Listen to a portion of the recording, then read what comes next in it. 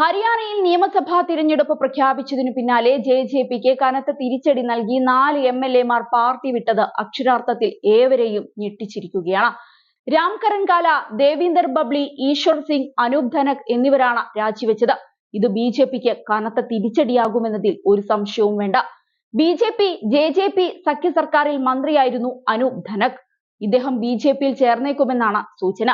ഈശ്വർ സിംഗ്, രാംകരൺ കാല, ദേവേന്ദ്ര ബബ്ലി എന്നിവർ കോൺഗ്രസിൽ ചേരുമെന്നും അഭ്യൂഹമുണ്ട്. അതേസമയം രാജിവെച്ച നേതാക്കൾക്ക് നേരത്തെ തന്നെ പാർട്ടി വിരുദ്ധ പ്രവർത്തനത്തിന് നോട്ടീസ് നൽകിയതാണെന്നാണ് ജെ.ജെ.പി ഓഫീസ് സെക്രട്ടറി രൺബീർ സിംഗ് അവകാശപ്പെടുന്നത്. 2019 നിയമസഭാ തിരഞ്ഞെടുപ്പിന് മുൻപ് മറ്റ് രാഷ്ട്രീയ പാർട്ടികളിൽ നിന്നും ജെ.ജെ.പിയിൽ എത്തിയവരാണ് ഇപ്പോൾ പാർട്ടി വിട്ടത്. ഇവർക്കെതിരെ പാർട്ടി വിരുദ്ധ നടപടിക്ക് നോട്ടീസ് നൽകിയതാണെന്നായിരുന്നു രൺദീപ് സിംഗ് വാദിച്ചത്. അതേസമയം 10 എം.എൽ.എമാരായിരുന്നു ജെ.ജെ.പിക്ക് ഉണ്ടായിരുന്നത്. ഇതിൽ 4 പേർ പാർട്ടി വിട്ടത് ജെ.ജെ.പിക്ക് വലിയ ആഘാതമാണ് സൃഷ്ടിച്ചിരിക്കുന്നത്. ഒക്ടോബർ 1-നാണ് സംസ്ഥാനത്ത് നിയമസഭാ തിരഞ്ഞെടുപ്പ് നടക്കുക. ഇത്തവണ സംസ്ഥാന ഭരണം തിരിച്ചുപിടിക്കാൻ കച്ചകെട്ടി ഇറങ്ങിയിരിക്കുകയാണ് ബി.ജെ.പി. കഴിഞ്ഞ 10 വർഷമായി ബി.ജെ.പിയാണ് സംസ്ഥാനത്ത് അധികാരത്തിൽ വന്നത്. 2014 ആകെയുള്ള 96 സീറ്റിൽ 48 നേടിയായിരുന്നു ബി.ജെ.പി ഭരണം പിടിച്ചത്. 2019 കൂറ്റൻ വിജയം ഉറപ്പിച്ചിറങ്ങിയ ബി.ജെ.പിക്ക് പക്ഷേ കാലിടറി. വെറും 40 സീറ്റ് മാത്രമായിരുന്നു ബി.ജെ.പിക്ക് നേടാൻ സാധിച്ചത്.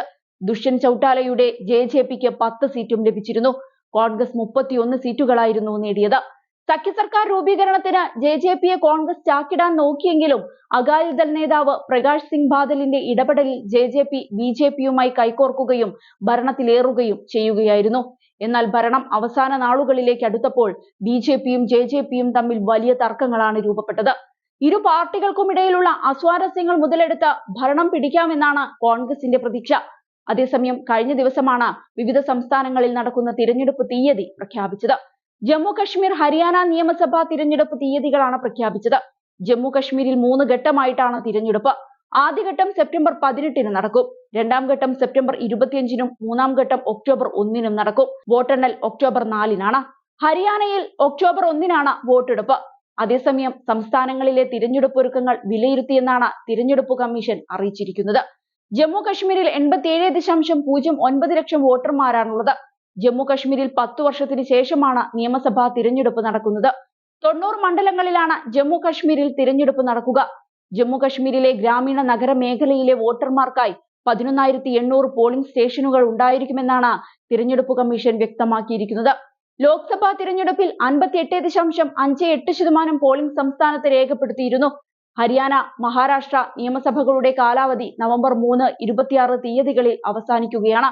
സെപ്റ്റംബർ 30-ന് മുൻപ് ജമ്മു കശ്മീരിൽ നിയമസഭാ തിരഞ്ഞെടുപ്പ് നടത്തണമെന്ന് സുപ്രീം കോടതി നേരത്തെ നിർദ്ദേശിച്ചതാണ്. ഹരിയാനയിൽ 2.01 കോടി വോട്ടർമാരുണ്ടെന്നാണ് തിരഞ്ഞെടുപ്പ് കമ്മീഷൻ വ്യക്തമാക്കിയത്. വനിതാ വോട്ടർമാർ, മുതിർന്നവർ, യുവ വോട്ടർമാർ എന്നിവരെ എൻറോൾ ചെയ്യിക്കാനുള്ള ശ്രമങ്ങൾ വിജയിച്ചു. വോട്ടർമാർക്കുള്ള അടിസ്ഥാന സൗകര്യങ്ങളെല്ലാം ബൂത്തിൽ ലഭ്യമായിരിക്കും. സുതാര്യമായ തിരഞ്ഞെടുപ്പാണ് ലക്ഷ്യമിടുന്നത്. കള്ളവോട്ടിനെ നേരിടാനടക്കം സർവ്വ സജ്ജീകരണങ്ങളും ഉണ്ടെന്നാണ് തിരഞ്ഞെടുപ്പ് കമ്മീഷൻ അറിയിച്ചിരിക്കുന്നത്. ഇനിയെല്ലാം കാത്തിരുന്നു കാണാം.